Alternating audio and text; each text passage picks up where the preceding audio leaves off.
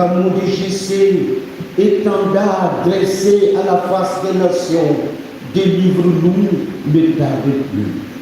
Alléluia, Alléluia. Alléluia, Alléluia. Le Seigneur soit avec vous. Et avec votre esprit. Évangile de Jésus-Christ selon Saint Luc. Gloire à toi, Seigneur. Veuillez vous asseoir. Il y avait au temps d'Hérode le grand roi de Judée, un prêtre du groupe d'Abia nommé Zacharie. Sa femme aussi était descendante d'Aaron. Elle s'appelait Élisabeth. Ils étaient l'un et l'autre des justes devant Dieu. Ils suivaient tous les commandements et les préceptes du Seigneur de façon irréprochable. Ils n'avaient pas d'enfant, car Élisabeth était stérile, et de plus, ils étaient l'un et l'autre avancés en âge.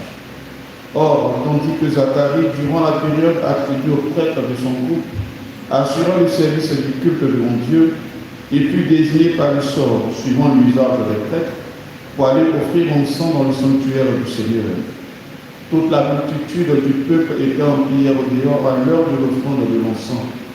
L'ange du Seigneur lui apparut. Debout à droite de l'autel de l'encens. À sa vue, Zacharie fut bouleversé et la crainte le saisit. L'ange lui dit: Sois sans crainte, Zacharie, car ta supplication a été exaucée. Ta femme Élisabeth mettra au monde propre un fils, et tu lui donneras le nom de Jean. Tu seras dans la joie et la détresse, et beaucoup se réjouiront de sa naissance, car il sera grand devant le Seigneur. Il ne boira pas de vin ni de boisson forte, et il sera rempli d'Esprit Saint dès le ventre de sa mère. Il fera revenir de nombreux fils d'Israël au Seigneur leur Dieu. Il marchera devant, en présence du Seigneur, avec l'esprit et la puissance du prophète Élie, pour faire revenir le cœur des pères vers les enfants, ramener les rebelles à la sagesse des justes et préparer au Seigneur un peuple bien disposé. Alors Zacharie dit à l'ange: Comment vais-je savoir que cela arrivera? Moi, en effet, je suis un vieillard et ma femme est avancée en âge. L'ange lui répondit: Je suis Gabriel et je me tiens en présence de Dieu. J'ai été envoyé pour te parler et pour t'annoncer cette bonne nouvelle.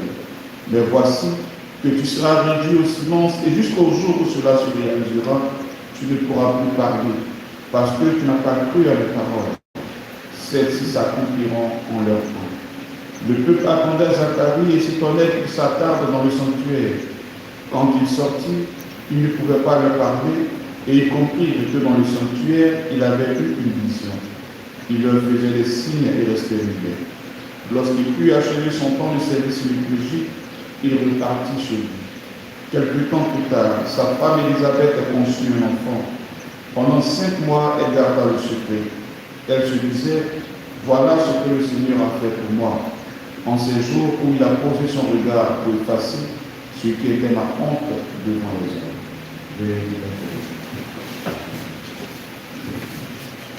Acclamons la parole de Dieu. Louange à toi, Seigneur.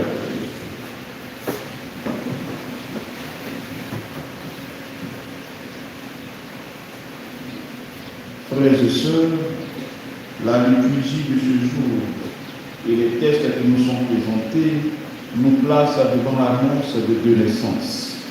Celle de Samson dans la première lecture tirée du livre des Juges et celle de Jean-Baptiste dans l'évangile selon Saint Luc. Ces récits, frères et sœurs, nous rappellent que Dieu agit dans l'histoire humaine par des commencements souvent inattendus et que chaque naissance est un signe de son projet de salut. Dans la première lecture, un couple stérile reçoit la visite de l'ange du Seigneur. Il leur annonce la naissance d'un fils, Samson, consacré dans le sein maternel pour être un instrument de libération pour Israël. Ce récit nous montre que Dieu choisit souvent ce qui est faible